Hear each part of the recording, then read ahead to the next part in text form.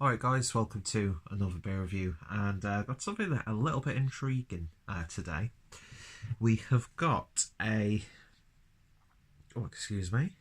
So, we have got a Japanese beer today. First of all, how gorgeous is that artwork? Absolutely beautiful, hand-painted sort of label with some gorgeous calligraphy there as well. Beautiful stuff, beautiful stuff. There's just so much poetry to that sort of stuff for me. And so this is, and I did actually look this up a few days ago when I was initially going to review it, but I forgot some of the information. So this is by Echigo Beer, or the website's at least www.echigo or echigo-beer.jp. And so this is the Koshihikari, which is a rice ale. So it's just like an adjunct beer. I think it's more along the lines of a lager. Picked this up from, oh my god, what's it called? A shop called Wine Rack from Leeds when I was visiting a good friend Rob. And it was actually the guy in the shop recommended this to Rob, and then Rob recommended it to me because it's just something a bit different, isn't it? We don't really get too many Asian sort of craft beers in general, aside from the big lagers, and then we do get a lot of the Hitachino Nest sort of stuff, or Hitachino I should say. But aside from that, not too much from those regions. So, lovely looking bottle, 500ml. Best fill date is the 17th of January, so it's the 15th as I'm writing this, or reading this, or recording this. One of those days, folks, and this is clocking in at 5% ABV. And really intrigued by this one. And there we go, with an absolutely gorgeous crown on the bottle as well. So let's get this bottle opened without damaging that crown of the collection. And let's see what we get.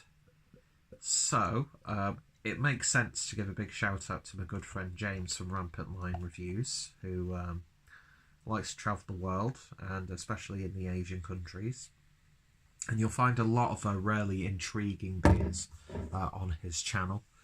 So, big shout out to him, who he might know a little bit more about the brewery than I do. Well, probably a heck of a lot more. But, beer in a glass then. Lovely carbonation there. And, it's sort of like that golden colour. It's a little bit darker than you would expect. It's got quite a bit of chill haze on there, but it is a filtered beer. And one finger's worth of a lovely compact white head. It just looks so nice and crisp and clean.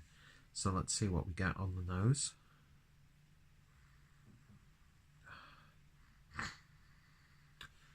And you actually do get that rice character, or that sort of like starchy water aroma. Not too much though, not like as if you've boiled yourself some rice and smelt the water afterwards, because that's just not something people should do, to be honest. But yeah, you could smell the rice in this. Then there's this lovely musky malty character coming through. Subtle hints of lemon in there. Not too sweet, but not too sort of grainy. It's actually a really nicely balanced beer on the aroma, so let's give it a taste. Cheers, guys.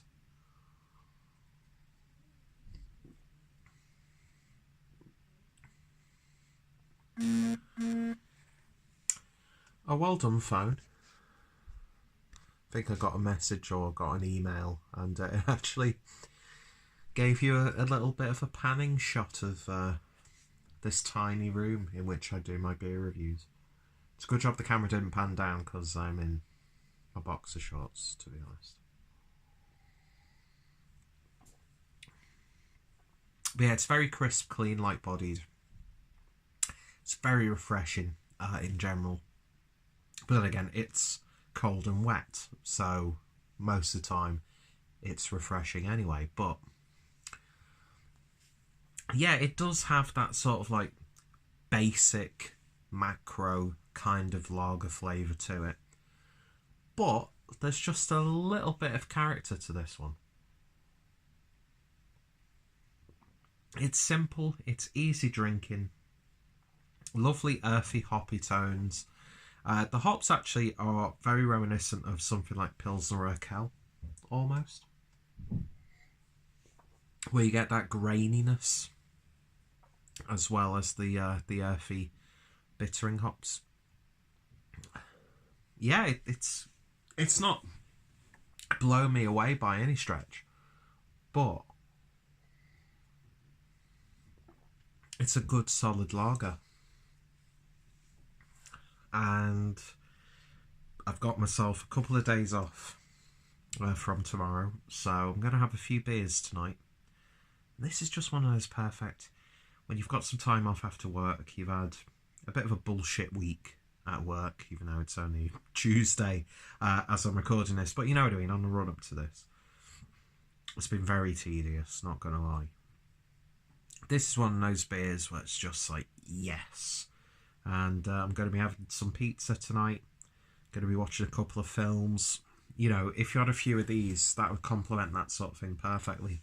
Yeah, it's just an easy drinking, very solidly brewed beer. That's not going to blow you away. It's not going to be too extravagant or intriguing.